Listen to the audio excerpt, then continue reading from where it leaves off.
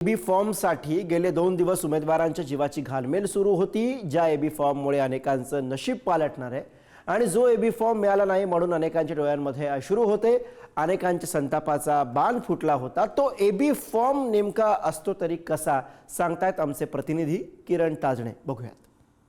निवडणुकीमध्ये प्रत्येक उमेदवार हा आपल्याला एखाद्या राजकीय पक्षाची उमेदवारी मिळावी त्यासाठीचा प्रयत्न करत असतो आणि उमेदवारी मिळत असताना जो एबी फॉर्म महत्त्वाचा असतो त्यासाठीची धडपड आज सर्वत्र बघायला मिळाली। विशेषतः नाशिकमध्ये भाजपच्या इच्छुक उमेदवारांनी थेट रस्त्यावरच राडा केल्याचं देखील चित्र बघायला मिळालं।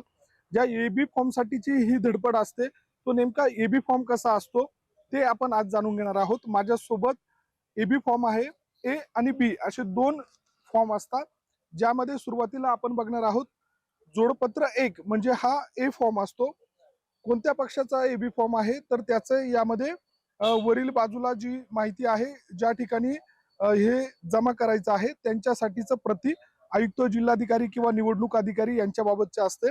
कुठली निवडणूक लढताय, कुठला जिल्हा आहे आणि चिन्ह कोणतं हवं आहे त्या दृष्टीने याबाबतचा हा तपशील असतो। सध्या माझ्याकडे अजित पवारांची राष्ट्रवादी त्यांच्या पक्षाचा एबी फॉर्म आहे, ज्यामध्ये शिवाजीराव गर्जे, संजय खोडके, आनंद परांजपे यांना याबाबतच्या ज्या अधिकार आहेत ते स्वाक्षरीचे अधिकार देण्यात आलेले होते। ए फॉर्मची ही पुढील बाजू आहे, बी फॉर्मची ही दुसरी बाजू, ज्या ठिकाणी त्यांच्या नमुना स्वाक्षरी असते। ह्या 3 व्यक्तींच्या 3 स्वाक्षरी आणि प्रदेशाध्यक्षांचा सहीनिशी शिक्क्यानिशी असलेला हा ए फॉर्म। त्यासोबतच बी फॉर्म जो अतिशय महत्त्वाचा असतो पक्षाच्या उमेदवारांकरिता चिन्ह मिळवण्यासाठीची एकूणच धडपड असते।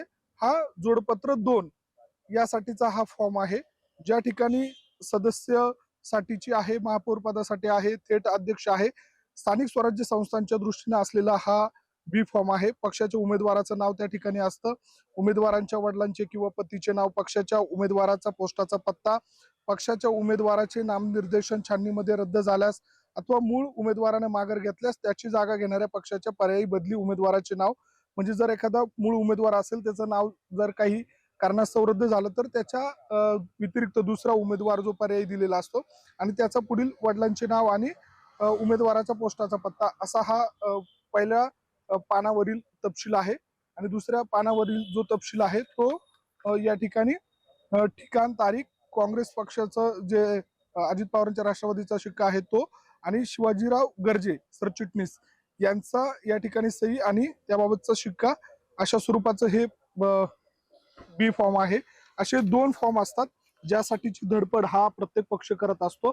आणि त्याच दृष्टीने जर बघितलं तर शरद पवारांच्या राष्ट्रवादीचा असू द्यात किंवा शिंदेची शिवसेना, ठाकरेंची शिवसेना, भाजप, काँग्रेस अशा प्रत्येक पक्षाचा हा वेगवेगळा फॉर्म असतो एबी फॉर्म।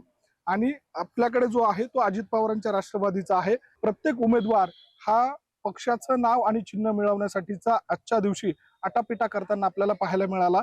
एकूणच एबी फॉर्म किती महत्त्वाचा आहे तो जाणून घेण्याचा प्रयत्न आपण या निमित्तानं केलेला आहे। व्हिडिओ जर्नलिस्ट भावेश बागुल सह मी किरण ताजणे, पुढारी न्यूज, नाशिक।